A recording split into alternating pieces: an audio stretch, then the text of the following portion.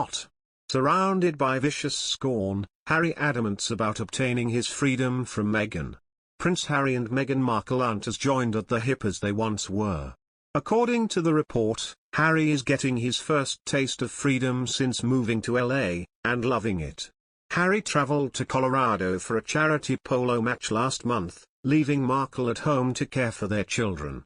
An insider told The Heat, "Harry had such a blast in Colorado, it felt liberating and so enjoyable to be out socializing again." The outlet notes that while Harry once remarked that royal life was like living in a fishbowl, he found the spotlight a bit less harsh when he went out without Markle.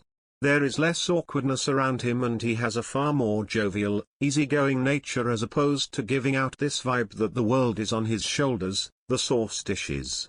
The insider then reveals that this might mark a new beginning for Harry. He's making his own plans both socially and professionally and telling Meghan it's his prerogative to enjoy some space and his new surroundings, the tipster explains.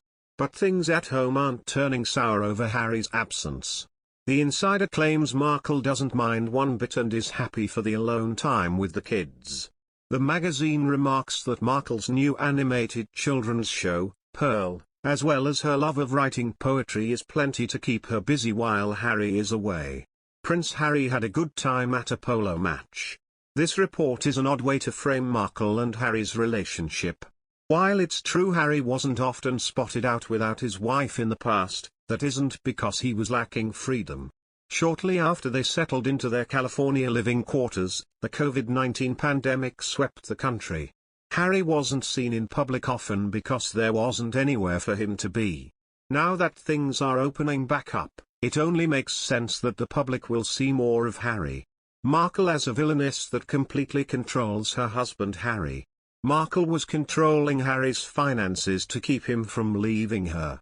And more recently, Markle was furious with Harry for posing with a sporty brunette at a polo match.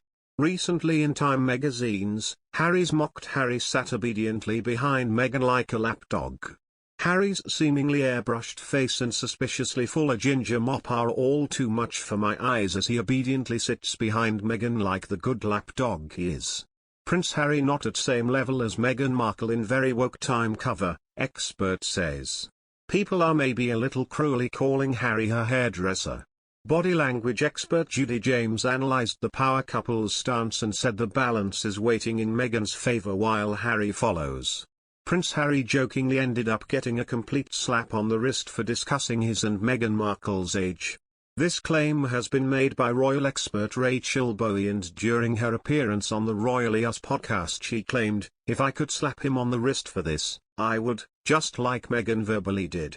She's like, "Stop it, you can't keep saying that." Shortly thereafter co-host Roberta Fiorito chimed into the conversation and admitted, very politely but maybe later she was like, "Seriously, I'm 40.